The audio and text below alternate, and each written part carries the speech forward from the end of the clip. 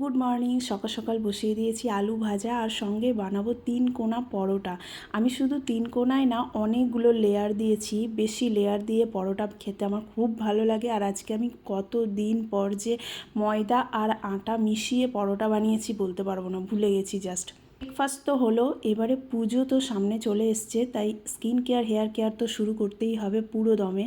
তো আমি এই যে ঘরোয়া এই প্যাকগুলো কিনে রাখি, যেগুলো দিয়ে আমি কখনো শসার রস, কখনো টমেটো, কখনো আলুর রস এইভাবে দিয়ে একটা প্যাক বানিয়ে নিই, যেটা আমি আমার ফেসে ইউজ করে থাকি। আমি কোনো রকম বাজারের ফেস প্যাক ইউজ করি না। আমি দেখেছি অনেক রকম ইউজ করে, কোনো লাভ হয় না আলটিমেটলি। আর তারপরেই দেখি মিশো থেকে চলে এসছে আমার একটা পার্সেল, যেটা গোলুবাবু গিয়ে রিসিভ করে নিয়ে এলো।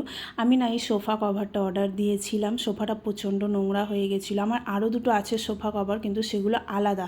এটা একদম সবসময় ফিক্সড থাকবে। রান্না করেছিলাম ডাল, মাছের ঝাল আর আলু সেদ্ধ, এরকম টুক